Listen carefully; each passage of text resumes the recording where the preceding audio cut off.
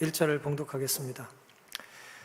백성이 모세가 산에서 내려오미 더딤을 보고 모여 아론에게 이르러 가로되 일어나라, 우리를 인도할 신을 우리를 위하여 만들라. 이 모세 곧 우리를 애굽 땅에서 인도하여 낸 사람은 어찌 되었는지 알지 못함이라. 이스라엘 백성들이 이제 출애굽을 했는데요, 드디어 출애굽을 하고 이제 한 달 반 만에 이제 시내산에 도착을 합니다. 그리고 얼마 지나지 않아서 이제 금송아지를 만들어서 숭배를 하죠. 오늘은 더딤과 속히 사이에서라고 한번 제목을 정해봤습니다. 우리가 이 땅에 살다 보면은 하나님은 보이시지 않잖아요. 그래서 우리는 보이는 존재를 의지하고 싶은 유혹에 빠질 때가 참 많습니다. 그래서 이제 하나님을 닮은 가장 따르기 좋은 대상이 누구냐면 사람이에요. 사람을 이제 하나님처럼 자꾸 따르고 싶은 것입니다. 그런데 사람들이 하나님을 의지하지 않고 사람을 의지하면 당연히 실족하겠죠? 사람을 의지하면 당연히 실족합니다. 그 사람이 하나님을 잘 믿는 사람이라 할지라도 사람을 의지하면 뭐 한다고요? 실족합니다. 출애굽기 32장 1절, 제가 방금 전에 읽은 것처럼 백성이 모세가 산에서 내려오미 더딤을 봤다 그랬죠. 시내산에 올라간 모세가 지금 잘 내려오질 않아요. 오래 기다렸는데 오질 않습니다. 8절, 그들이 내가 그들에게 명한 길을 속히 떠나 자기를 위하여 송아지를 부어 만들고 그것을 숭배하며 그것에게 희생을 드리며 말하기를 애굽 땅에서 인도하여 낸 너희 신이라 하였도다 그랬어요. 우린 이 본문을 읽을 때마다 좀 흥미로운 생각을 하지 않을 수가 없어요. 어떻게 이렇게 금방 짧은 시간에 이렇게 배도할 수 있을까라는 이제 의문을 갖게 되는데요, 분명히 32장 1절은 모세가 산에서 내려오는 게 더디다 그랬어요. 더디게 느껴진 거예요. 그리고 그 더디는 그 동일한 시간을 하나님께서는 이스라엘 백성들에 대하여 뭐라고 판단하셨어요? 그들의 배도가 신속히 이루어졌다, 그렇게 말씀을 하고 계십니다. 사람이 이해하는 시간과 하나님이 이해하는 시간이 같아요, 달라요? 전혀 달라요. 이 지루하고 힘든 시간을 하나님께서는 신속히라고 표현을 하신 거예요. 모세가 없는 동안 이스라엘 백성들은 불안했습니다. 뭐가 이렇게 불안했을까요? 여러분, 모세가 시내산에서 출애굽하고 시내산에 몇 번 오르락 내리락 했는지 아세요? 한 번이 아니에요. 8번 오르락 내리락 해요. 그리고 오늘 본문의 사건은 출애굽기 24장부터 시작하고 32장이 내려오는 6번째 올라간 사건이에요. 그전에는 이미 5번을 오르락 내리락 했거든요. 오래 걸리지 않았어요. 올라갔다 금방 내려왔어요. 그런데 이번에는 올라가서 뭐예요? 안 내려와요. 출애굽기 24장에 보시면 40일 걸렸다고 그랬어요. 그리고 그 40일의 기간을 계산하기 전에 일주일 동안을 모세는 하나님을 만날 준비를 따로 합니다. 그래서 적어도 모세가 이 6번째 산행에서는 46일, 길게는 47일을 있었던 거예요. 그러니까 기다리는 시간이 이전과 달리 길어요, 안 길어요? 매우 긴 거죠. 그 전에 금방 왔는데 모세가 이번에는 안 내려오는 거예요. 그래서 이제 더디다고 생각을 한 것이죠. 백성들은 모세가 돌아오기를 애타게 기다리고 있었다. 내일 오실까? 오늘 저녁에 오실래나? 안 오는 거예요. 그들이 애굽에 있을 때 물질로 표현된 신들에 익숙해 있었으므로 눈으로 볼 수 없는 존재를 신뢰하는 것은 어려운 일이었다 그랬어요. 늘 애굽에서 종살이를 오랫동안 했기 때문에 신은 다 어떻게 해야 돼요? 형상화할 수 있어야 돼요. 신은 볼 수 있어야 돼요. 그런데 지금 모세가 소개한 자신들이 믿고 따라온 신은 보여요, 안 보여요? 보이잖아요. 보여주지 않습니다. 그래서 그들은 대신 누굴 따랐다고요? 모세를 따른 거예요. 그래서 그들은 신앙을 유지하기 위하여 모세를 의지하여 왔다. 그러나 이제 그는 저들과 떨어져 있었다. 여러 날이 지나고 여러 주가 지나도 그는 여전히 돌아오지 않았다. 하나님을 대신한 사람은 아니지만 하나님 대신으로 모세를 그들은 섬겼는데, 따랐는데, 모세가 지금 보여요, 안 보여요? 자기들은 시내산 아래에 있고 모세는 지금 시내산에 올라갔거든요. 산에 올라가서 안 내려와요, 이 사람이 지금. 40일 넘도록 안 오는 것입니다. 아무리 모세가 위대한 지도자라고 해도 사람을 하나님처럼 여기면 될까요, 안 될까요? 안 됩니다. 모든 이단은, 모든 사이비는 사람을 하나님처럼 여기는 데 있어요. 이스라엘 백성에게 절대적으로 필요한 존재는 모세가 아니고 모세를 세우신 하나님입니다. 출애굽은 모세의 능력이나 모세의 계획이 아니었죠? 원래 모세가 출애굽시키는 일에 자기가 자원했어요? 자기가 어떻게 해보겠다 그랬어요? 저를 뽑아주시면 제가 하겠습니다 그랬습니까? 아니죠. 출애굽은 모세의 계획이 아니에요. 모세의 능력도 아닙니다. 전적으로 하나님께서 이루시는 것입니다. 하지만 얼마나 많은 경우에 우리는 지도자를 세운 하나님보다 지도자를 주목하곤 합니까? 하나님께서는 이사야 2장에 너희는 인생을 의지하지 말라 그러셨어요. 인생을 의지하지 말아라 경고하셨습니다. 사랑하는 성도 여러분, 사람의 시간과 하나님의 시간은 같지 않죠? 백성들 눈에는 모세의 내려옴이 더디 보였고요, 하나님은 그 더디 오는 모세에 대한 그들의 느낌에 대하여, 배도에 대하여 속히 그들이 배도했다고 말씀을 하셨어요. 인간은 하나님 뜻을 따르는 데는 더디고 하나님을 등지는 데는 신속해요. 그런 인생들은 대개 눈에 보이는 매력적인 사람을 의지합니다.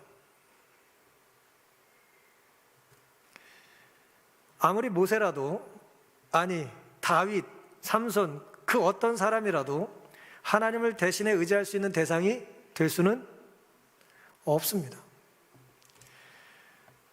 물론 우리는 하나님께서 세우신 지도자를 존중하고 따를 필요는 있겠죠. 하나님께서 세워주신 교회 장로님들, 또 부서장들, 또 책임자들, 그 리더십 우리가 존중할 필요가 있죠. 우리가 하나님께서 세워주신 지도자를 따라야 하는 이유는 그 개인이 잘났기 때문이 아니라 그를 세운 분이 누구기 때문이에요? 하나님이심을 우리는 믿기 때문입니다. 따라서 하나님께서 세운 지도자를 하나님처럼 높이시면 안 되겠죠? 하나님이 높이신 건데, 하나님이 세우신 건데 하나님보다 사람을 더 높이면 안 되겠죠? 하나님처럼 높여도 안 되겠죠? 또 하나님이 세우신 지도자를 함부로 무시하지도 말아야겠죠? 그것은 누굴 무시하는 거예요? 하나님을 무시하는 것이기 때문에 그렇습니다. 이사야 8장에 보시면 신접한 자를 찾지 말라는 하나님의 경고가 있어요. 신접한 자를 찾지 말고 오직 율법과 말씀을 쫓아 살라 그러셨어요. 신접한 자라는 게 말 그대로 뭐예요? 신을 접한 사람이잖아요. 신내림, 강신 아니에요, 강신, 그렇죠? 신은 접한 사람은 신과 가까워요, 멀어요? 신과 가깝기 때문에 신접한 자라는 표현을 쓰잖아요. 물론 부정적으로 쓰는 것입니다만은, 신접한 자라는 성경의 표현이 부정적인 의미입니다만은 어쨌든 신접한 거잖아요. 근데 성경은 그런 사람을 따르지 말고 뭐 하라고 그랬다고요? 율법과 증거의 말씀을 쫓으라고 그랬어요. 그러니까 신접한 사람 옆에 있으려고 하지 말고 우리가 직접 뭐 하면 돼요? 하나님을 말씀 속에서 찾고 순종하면 되지 않겠습니까? 따라서 건강한 교회는 지도자 한 사람의 부재 때문에 흔들리지 말아야 합니다. 제가 뭐 모세는 아닙니다만은 제가 말없이 한 40일 없어져도 교회가 뭘 이상한 걸 만드시면 안 됩니다. 건강한 교회는 사람이 주인이 아니라 누가 주인이에요? 하나님만 주인이세요. 우리가 주인 의식을 갖는 건 좋은 것입니다만은 내가 주인 행세를 하면 안 돼요. 성전의 주인은 언제나 하나님 한 분이십니다. 모세를 기다리는 동안 백성들은 다른 어떤 것들보다 사실은 율법을 묵상하며 기도했어야 합니다. 이미 그 전에 모세를 통해서 그들은 십계명의 내용을 들어서 알아요. 십계명의 돌배를 이미 그 다음에 이 사건 이후에 모세가 던지지만 그 전에 하나님께서는 이미 모세에게 십계명의 내용을 알려주셨기 때문에 백성들은 그것을 다 듣고 우리가 그렇게 살겠다고 하는 서약을 했었어요. 내용을 다 아는 것입니다. 그러니 그 지도자가 오지 않을 때 지도자가 들려준 하나님의 말씀과 율법을 뭐 하면 돼요? 묵상하고 살면 됩니다. 그런데 어리석게도 묵상하며 기도하며 보내야 될 시간을 그들은 엉뚱한 활동을 하며 엉뚱한 일을 하면서 보낸 것입니다. 의지하던 인간 존재가 보이지 않을 때, 모세가 보이지 않을 때, 모세가 부재일 경우에 우리는 보이지 않는 하나님의 실제를 경험할 절호의 기회가 될 수도 있는 것입니다. 내가 너무 의지하는 사람이 보이지 않을 때 너무 절망하지 마시고 그 위대한 지도자를 보내주셨던 하나님, 하지만 내가 보지 못했던 하나님, 그 하나님의 말씀을 묵상하면서 하나님의 실제를 경험할 수 있는 우리들이 될 수 있기를 간절히 바랍니다. 내 모름과 내가 보지 못함을 하나님께 맡기고, 사실 우리 눈도 하나님이 주신 거잖아요. 근데 하나님께서 우리의 눈을 이제 기능을 좀 한계를 두신 거란 말이에요. 이건 보지 말아라. 나는 너에게 보여줄 수 없다. 이건 듣지 말아라. 이 소리는 너가 들을 필요 없다. 그렇게 우리에게 제한해 두신 건데 그 제한해 두신 하나님을 우리가 순종함으로 경험하고 만나고 하나님의 때를 놓치지 않게 되는 우리가 되기를 간절히 바랍니다. 본문이 우리에게 주는 이제 두 번째 교훈은 인간을 의지하지 말고 하나님을 의지하라는 말씀 다음에 눈에 보이는 것보다 눈에 보이지 않는 하나님을 섬기며 살아야 되는 필요성을 강조해 줍니다. 따라서 하나님을 섬기지 않는 군중을 두려워할 필요가 있을까요? 없을까요? 없는 거예요. 우리가 군중을 두려워한다는 건 뭐예요? 사람들의 무리, 그렇죠? 사람들의 무리를 두려워하는 거잖아요. 근데 우리가 한 사람, 아무리 위대한 사람이라도 의지하지 말아야 되잖아요. 그런데 뭐 위대한 모세 같은 사람도 아니고 하나님의 말씀대로 잘 살지 않는 많은 숫자의 사람들 때문에 우리가 하나님의 뜻을 그 힘에 눌려가지고 기세에 눌려서 어길 필요는 없는 것입니다. 그럼에도 불구하고 2절부터 보시면 아론이 그들에게 이르되 너희 아내와 자녀의 귀에 금고리를 빼어 내게로 가져오라. 모든 백성이 그 귀에서 금고리를 빼어 아론에게로 가져오매 아론이 그들의 손에서 그 고리를 받아 부어 각도로 새겨 송아지 형상을 만드니 그들이 말하되 이스라엘아 이는 너희를 애굽 땅에서 인도하여 낸 너희 신이로다 하는지라. 이 황당한 행동을 하고 있습니다.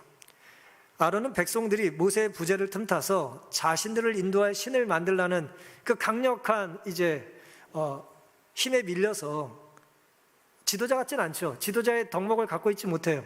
그냥 밀려서 그들이 원하는 대로 해줍니다.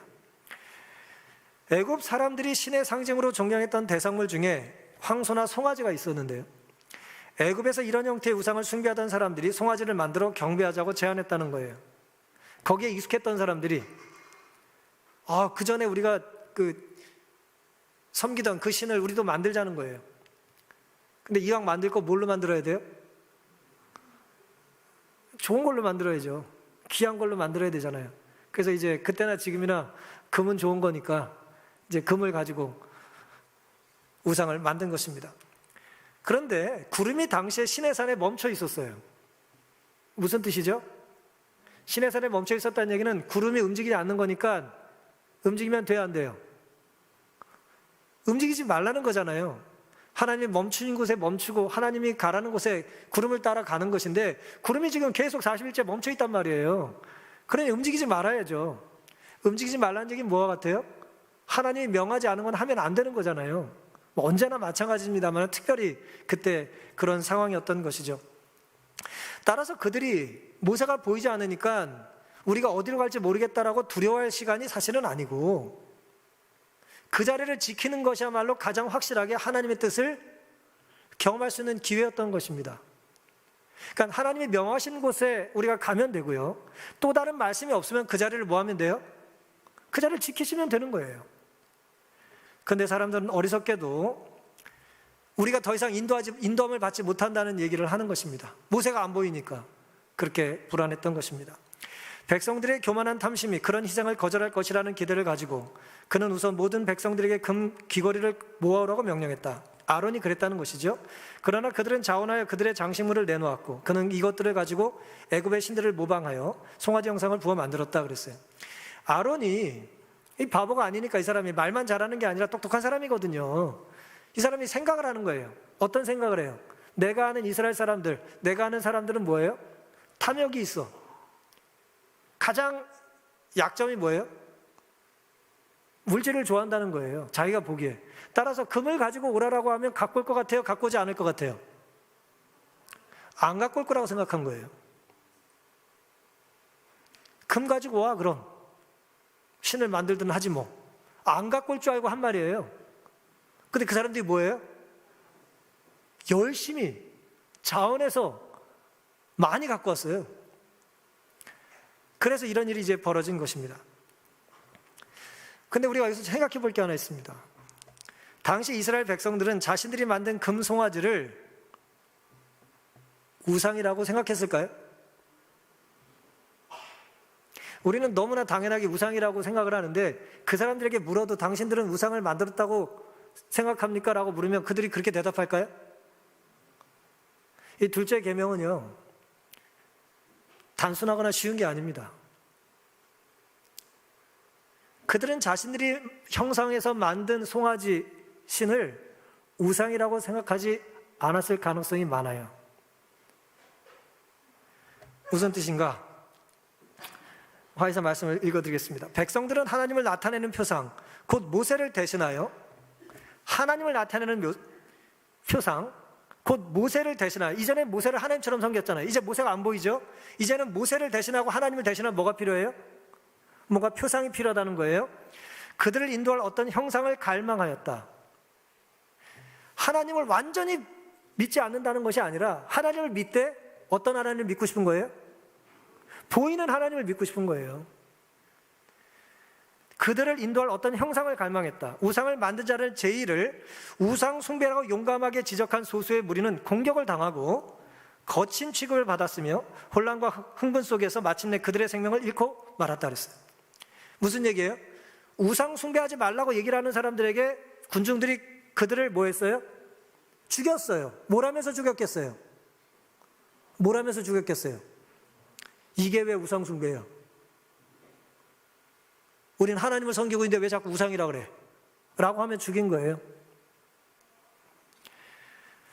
그래서 본교 주석은 이 성경절 이렇게 주석했습니다. 4절을요.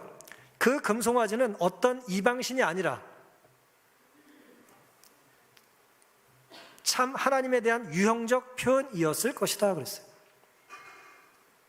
자신들은 지금 우상을 숭배하고 있는 게 아니라고 생각했다는 거예요. 참 하나님을 형성했을 뿐이라고 얘기했다는 거예요. 사랑하는 성도 여러분, 백성들은 금송아지가 우상이 아니며 자신들은 참 하나님을 섬기는 표현이라고 거듭 고집한 거예요. 보이지 않는 하나님을 믿는 것보다는 형상화된 신을 따르고 싶을 뿐이라는 거죠. 손에 잡히지 않는 하나님보다는 손을 뻗어 닿을 수 있는 신을 원했던 것입니다. 언제 어디로 이끌지 모르는 하나님 대신해서 자신들이 원하는 곳에 함께 동행해 줄 하나님, 혹은 자신들이 원하는 곳으로 데려다 줄 수 있는 하나님을 원하는 것입니다. 하지만 둘째 계명에 이미 모세를 통해서 들려주신 말씀은 너를 위하여 새긴 우상이라고 이미 명확하게 분명하게 경고해 주셨어요. 뭐든지 우상은 뭐라고요? 누굴 위한 거라고요? 하나님, 나를 위한 게 아니라 누굴 위한 거라고요? 너를 위한 거라는 거예요. 하나님을 위한 겁니다라고 하면서 만든다고 하나님을 위한 게 아니라는 거예요. 하나님은 형상화된 우상 안에 갇혀 계실 수 없는 분입니다. 하나님께 바친 금으로 만든 형상이 아이러니하게도 하나님을 불신하는 행위가 될 수 있습니다. 그릇된 헌신은 헌신을 안 한 게 아니라요. 그릇된 헌신은 내가 이만큼 헌신했다라고 하는 또 다른 우상이 될 수 있어요. 내가 이만큼 뭐 했어요? 송아지 중에 머리를 내가 드렸어. 그럼 그게 뭐라고요? 헌신이 우상이 되는 거예요.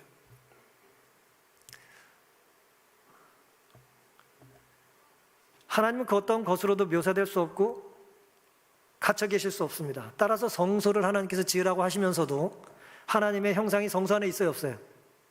없어요. 하나님은 성소 안에 갇혀 계신 분도 아니에요.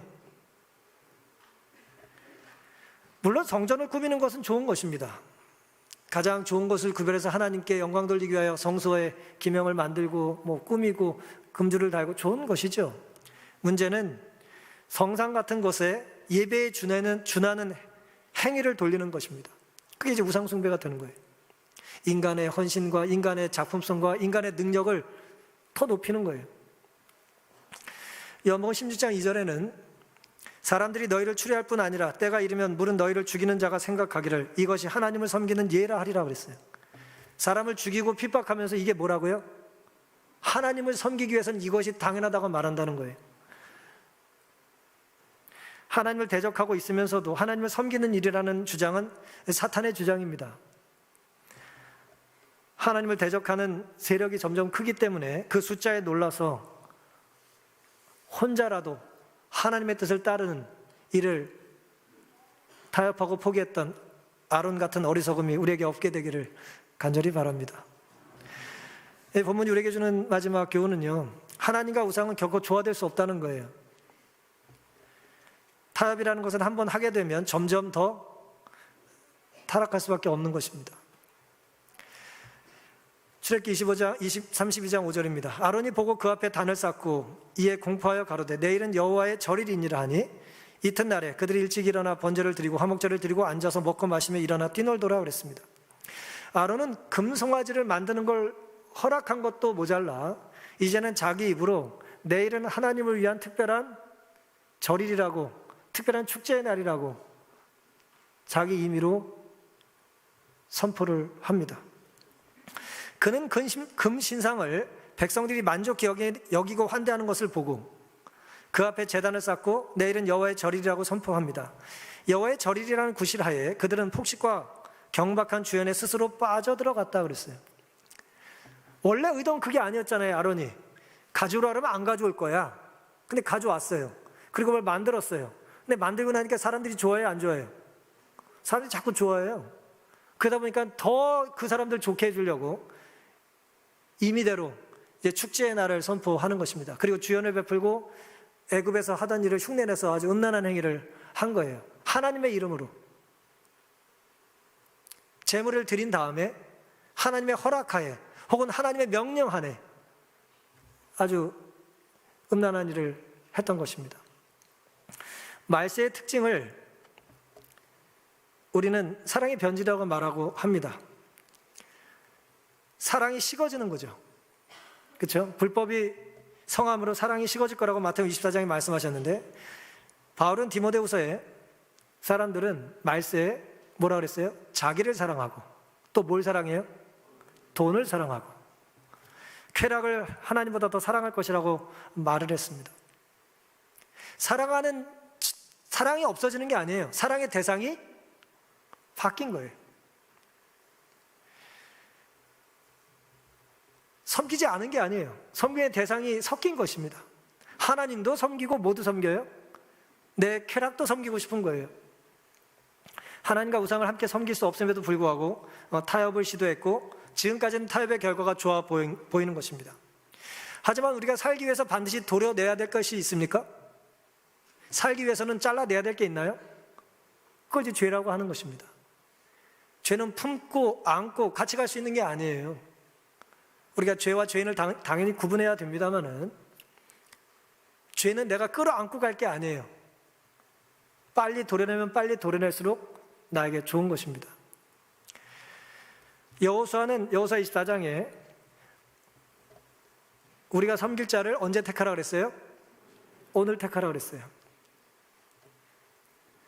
성경에 보니까 백성들이 아론이 선포한 축제의 날에 아침에 어떻게 했습니까? 이튿날 그들이 일찍 일어났다 그랬어요. 번제를 드리고 화목제를 드린 다음에 마음대로 살았어요. 여러분, 우리의 삶의 순서가 매우 중요하죠. 그렇죠?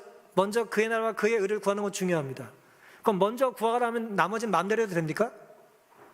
아침 시간에 일찍 일어나가지고 기도만 하고 나면 그 다음부터 뭐 난장판으로 살아도 되나요?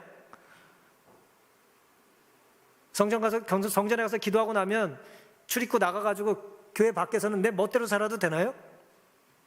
먼저 그의 나라와 그의 의를 구하는 것이 순서의 얘기입니까? 차례의 얘기입니까? 아니에요. 여러분, 죄를 짓는 것도 만만치 않아요.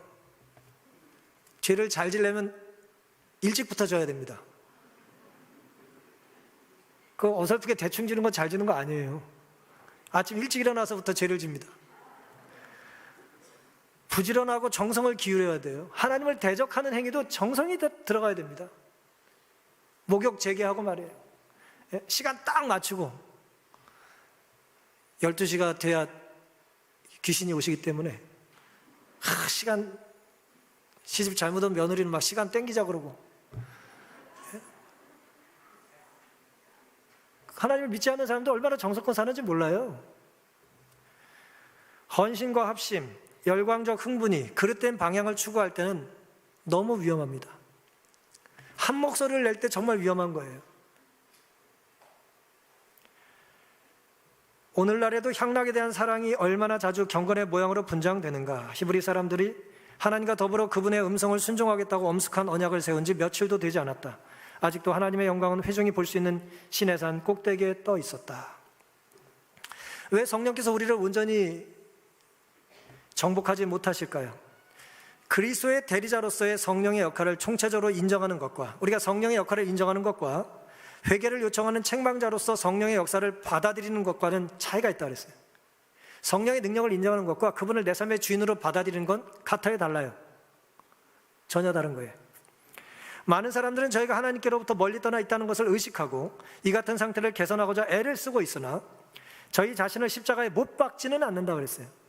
내가 이렇게 살면 안 되지라고 생각은 하지만 내 삶을 십자가에 못 박는 일은 하지 않는 것입니다. 그들은 자기 자신을 그리스도의 손에 맡기고 그의 뜻을 행하기 위해 거룩한 능력을 구하진 않아요.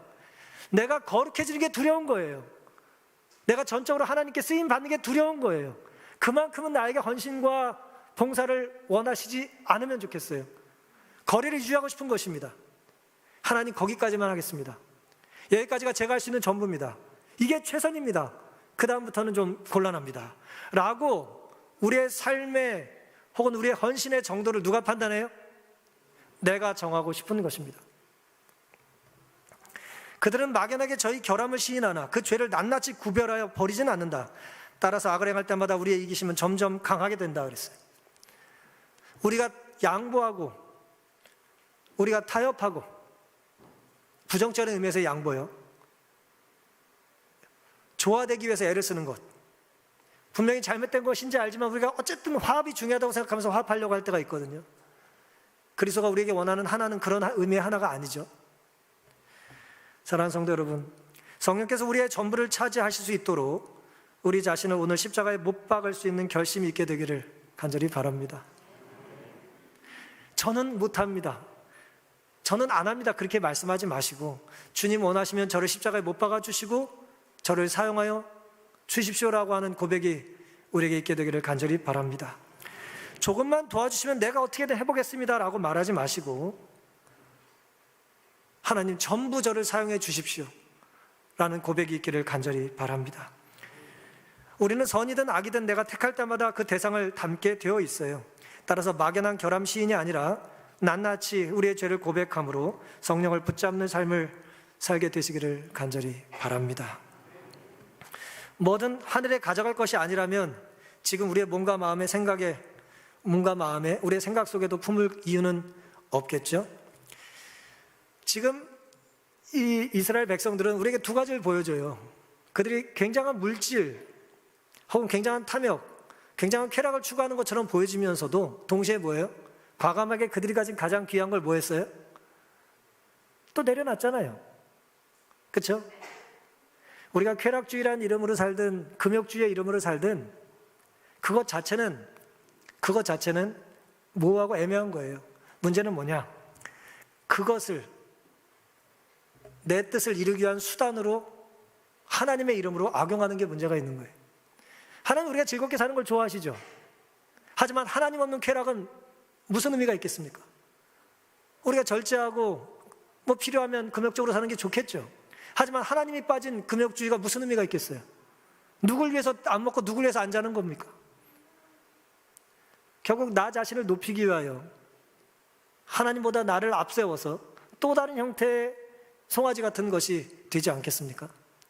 오늘 우리의 삶에 하나님이 빠진 연합보다는 하나님 한 분과 함께하는 혼자라도 진리를 고수하는 신앙의 태도가 우리에게 있게 되기를 간절히 바랍니다.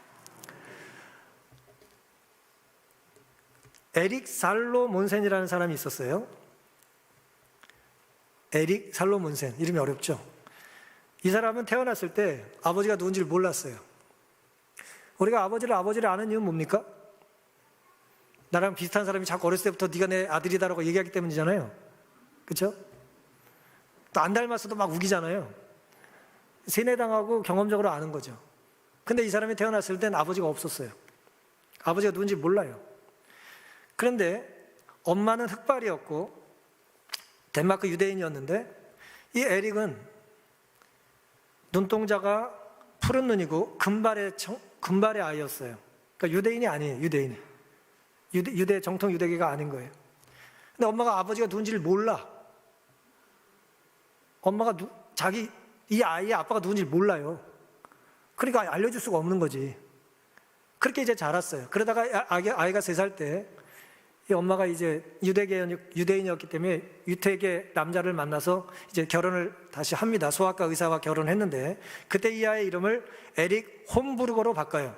에릭이라는 이름은 그대로 갖고 있으면서 홈부르거라는 이름으로 바꿔줍니다. 근데 이 아이가 유대 전통에 따라서 자라지 않았겠어요? 유대인들 회당에 가면은 노르만 사람이라고 놀림을 받았어요. 자기들이랑 다르니까. 그 다음에 또 학교에 가면 뭐라 그래요? 이 유대인이라고 놀림을 받았어요. 유대의 교육을 받는 북유럽 사람인 거죠. 정체성에 혼란이 올까요, 안 올까요? 올 거 아니에요. 그래서 이 사람이 내가 누군가 고민을 많이 하고 살았어요. 그러다가 유럽에 살다가 나중에 미국으로 이제 이민을 갔고 거기서 정신분석과 심리 이론을 공부를 했어요. 비록 학위는 없었지만 워낙 탁월한 사람이었기 때문에 책도 잘 쓰고 해서 퓰리처 상도 받고 하버드, 예일, 버클리라고 하는 명문대에서 교수로 살았어요. 그런데 이 사람이 주장했던 게 이제 정체성 위기라는 말이에요. 이 사람이 만든 말이래요. 이제 아이덴티티 크라이시스라는 말을 이 사람이 만든 말이래요. 왜냐하면 자기 자신의 삶을 보니까 정체성이 어때요? 위기야, 위기. 내가 누군지를 모르겠어. 난 유대인도 아닌데 유대인들은 나를 북유럽 백인이라고 놀리고 백인들은 나를 유대인이라고 놀리니 난 도대체 누구냐는 거예요. 아버지가 누군지도 모르고. 그래서 결국 이 사람이 정체성 위기라는 말을 만들었을 뿐만 아니라 자기의 이름을 나중에 바꿔요. 이 사람의 이름이 이제 에릭이었잖아요. 에릭. 그렇죠? 에릭인데 뒤에 이름을 바꿔버리고 에릭슨이라고 이름을 바꿔요. 무슨 뜻입니까? 에릭이 자기잖아요. 자기 자신의 이름이 에릭 아니에요. 에릭슨은 뭐예요? 선이죠, 선. 나는 누구예요? 자기 자신의 아들 에릭. 그렇게 이름을 바꿔버려요. 이 사람의 삶을 아시는 분도 많이 계시겠습니다만은 오늘 제가 이 에릭슨의 이야기를 잠깐 해드린 이유는 뭐냐면 사람이 자기의 정체성을 잃으면 안 된다는 얘기를 이제 하고 싶은 것입니다. 정체성을 찾는 게 중요해요. 그런데 3,500년 전 이스라엘 백성들은 시내산 아래에서 자신들의 정체성을 뭐 했어요? 잃어버렸어요. 자신들의 정체를 잃어버린 거예요. 우리가 여기 왜 있지? 이유를 모르는 거예요. 그들이 거기 왜 있습니까? 불과 2-3달 전에 어디 있었어요? 애굽에 있었잖아요. 또 한 400-500년 전에 어디 있었어요? 자기 조상들이 가나안에 있었잖아요. 올라가고 결국 우리의 정체성의 출발은 어디입니까? 그 이상은 어디까지 가야 돼요? 하늘까지 닿아야지 되는 거예요. 그래야 참된 정체를 우리가 확인하고 사는 것입니다. 근데 사람들은 뿌리가 단절되면 자기가 누군지를 잊어버리게 되는 거예요. 어디로 가야 될지를 누가 모릅니까? 어디서 왔는지를 모르는 사람은 몰라요. 어디서 왔는지 모르는 사람이 어딜 가든 무슨 상관이에요? 아무 데나 가면 되지. 하나님이 나와 상관이 없다면 내가 막 살면 어때요? 왜 옆에 있는 나랑 친하지 않은 사람을 자꾸 사랑해야 됩니까? 아버지가 우리랑 같아요. 우리가 이웃이라고 부르는 사람들을 하나님은 가족이라고 말씀하시기 때문이에요. 오늘 안신학교 순서 쓰시면서 뭐라 그래요? 가족 같다. 가장 큰 칭찬 아니에요, 그게? 그렇죠? 근데 가족 보고는 넌 남 같아. 그럼 곤란하지 않겠습니까? 애굽에서 나오긴 했는데 살 길이 막막합니다. 약속의 땅을 약속받긴 했는데 가고 싶지 않아요. 가긴 가겠는데 바꾸길 싫은 거예요. 바꾸는 것이 싫은 것입니다. 사탄의 꼬임에 빠져서 그저 익숙한 것을 위해서 열심히 사는 거예요. 익숙한 것에 열심히 사는 거예요. 그리고 어떤 사람은 열심 자체에 익숙해요. 열심히 안 살면 불안해. 하나님이 좀 기도하고 쉬어라 그랬는데 못 쉬겠대요. 기도회는 열심히 하는데 기도는 안 해. 우리가 얼마든지 그럴 수 있습니다. 하나님께 가장 귀한 것을 드렸죠. 그러면 가장 귀한 거예요. 그때나 지금이나. 가장 귀한 걸 드린 거예요, 그 사람들은. 하나님께 하나님의 이름으로 드린 거예요. 문제는 하나님께서 원하신 대로 드린 게 아닌 게 문제인 거죠. 나의 헌신이라는 우상, 섬기는 것은 언제나 내가 자랑하고 앞세우는 것, 그게 나의 우상입니다. 무엇이 됐든 보이는 것은 우리를 실족하게 이끌 가능성이 많아요. 그래서 예수님께서는 우리의 선행이 우상이 될 것을 염려하시면서 모르게 하라고 말씀하신 거예요. 오른손이 하는 걸 왼손이 모르게 하라는 말씀이 그런 뜻입니다. 왜냐하면 선행이 하나님께 연결된 다리가 되고 연결고리가 되어야 되는데 오히려 하나님과의 연결이 끊어질 수가 있어요. 우리의 수고, 헌신이. 내가 수고만 안 했어도 그날, 내가 그때 그 헌신만 안 했어도 내 믿음이 지금보다 더 좋았을 수도 있지 않나 하는 아이러니한 상황들을 우리는 생각해 보지 않을 수가 없는 것입니다. 하나님께서는 보이시지 않는 곳에 계시는 이유가 있어요. 하나님이 보이지 않는 이유가 뭘까요?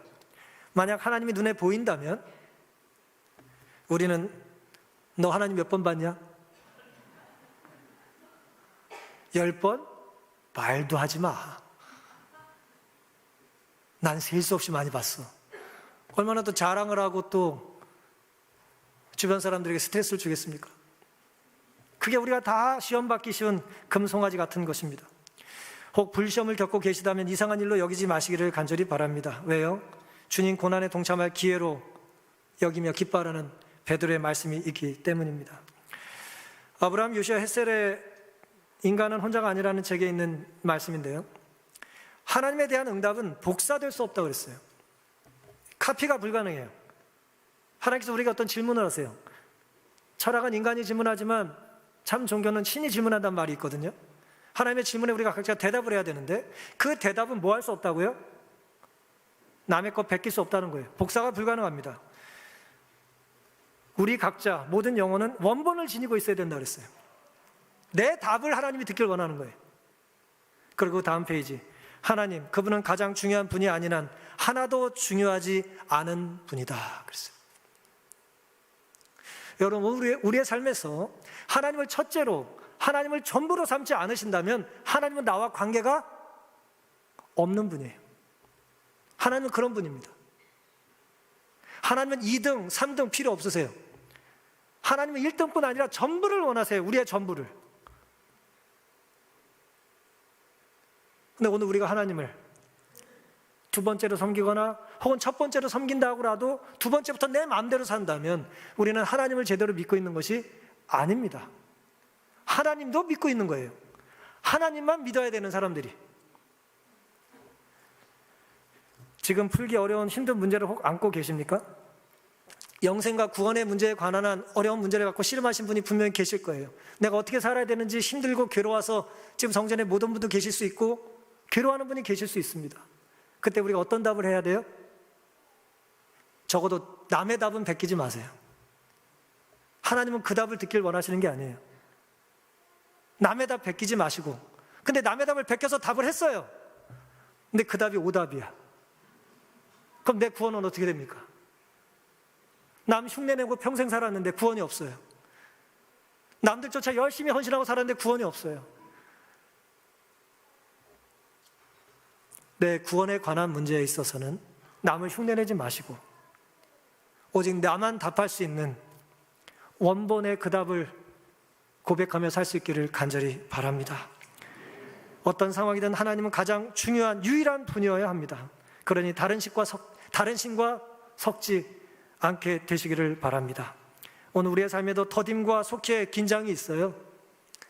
너무 더딘 것 같고 또 나는 너무 속히 하나님 보시기에 죄를 짓는 것 같은 그 두려움과 긴장이 있는데 하나만 기억하시면 좋겠습니다. 하나님이 멈추셨다면 뭐 하시고요? 우리도 멈추고 하나님이 움직이시면 우리도 움직일 수 있게 되시기를 간절히 바랍니다. 하나님께서 요구하시는 것 전부 하나님께 돌려드리고 하나님께서 갖고 있으라 그러면 하나님 앞서서 가지 않게 되시기를 간절히 바랍니다. 살아갈 한 주 동안 예수님께서 우리에게 십자가를 보여주셨듯이 우리의 발걸음이 십자가의 정신으로 걸음걸음 한 걸음씩 하늘 향해 내디딜 수 있기를 바라면서 오늘 말씀을 마치겠습니다.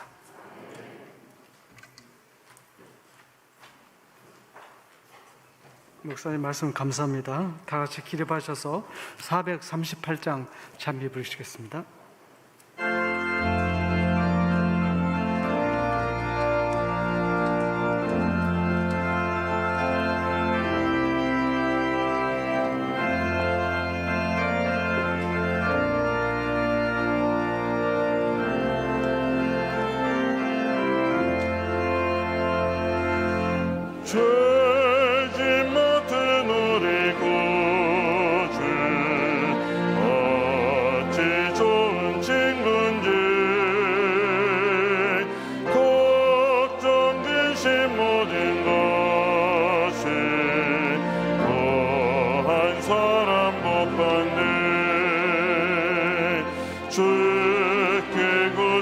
않는 거로